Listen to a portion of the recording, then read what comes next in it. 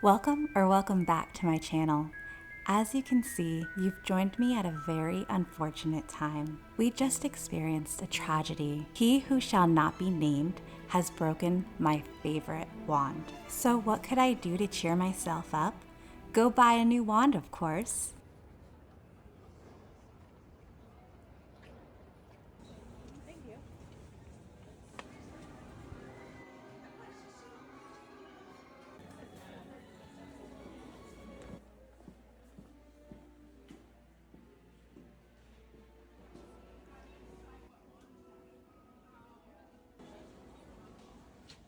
This store was massive, and with so many wands to choose from, how could I pick just one? Oh right, the wand chooses the wizard, Mr. Potter. What if I made my own wand? Would it choose me? And how hard could it be, right? To start this project, I'd have to go to the one place I could think of that would have all the supplies I needed, the Forbidden Forest. What was that?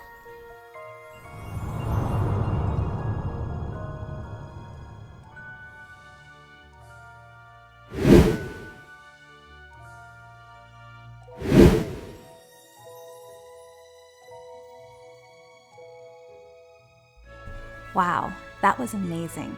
And look, I got just what I needed. A phoenix tail feather and some poplar wood. Now I can make my wand, with a little help from my dad, of course. I'm just a girl, and big power tools are intimidating. But that's a fear I'm working on. And don't forget to like and subscribe if you're enjoying this video. It really helps the channel. I started by prepping the cut poplar for the wood lathe.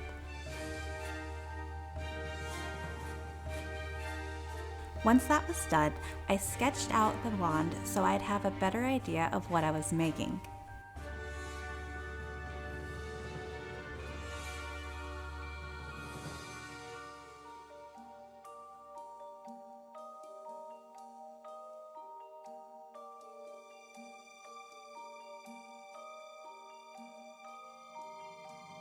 Once the sketch was complete, it was time to start the carving.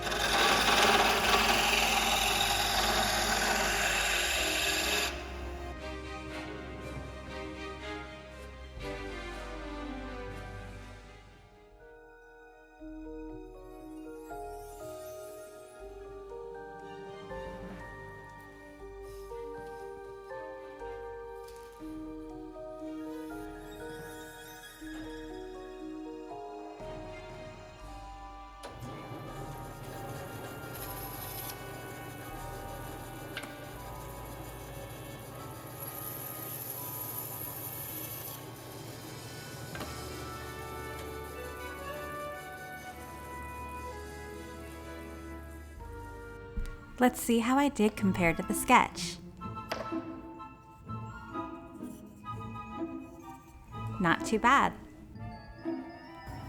Now it was time to start the hand carving. This part of the project was very much a trust the process type of situation for me.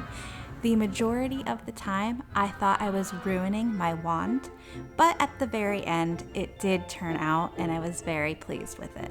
So let that be a lesson to trust your vision and to see it through to the end. You may surprise yourself.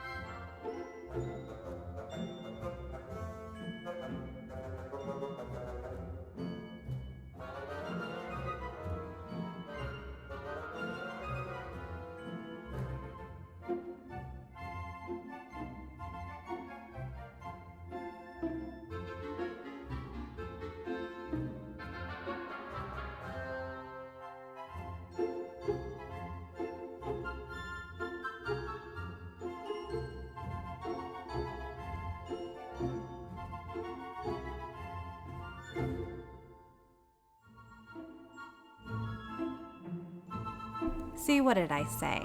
Not too bad, right?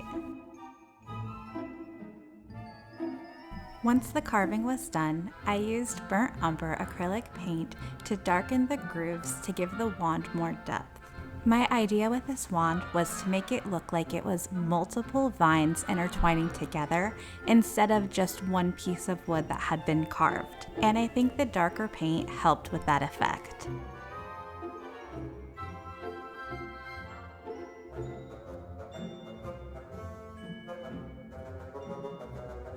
Now that the lines were done, it was time to stain the wood.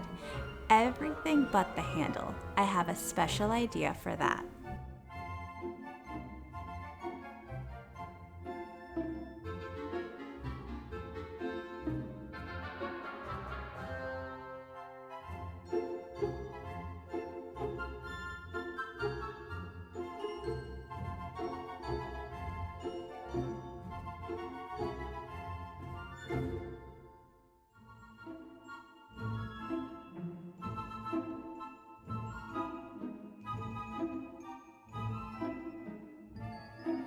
With the end of the wand being more rustic, I wanted to contrast the handle by making it look more rich and regal. My idea on how to achieve that look was to make the handle look like carved precious stone. Think like a carved jade stone. I started by using my acrylic paint to paint the base layer.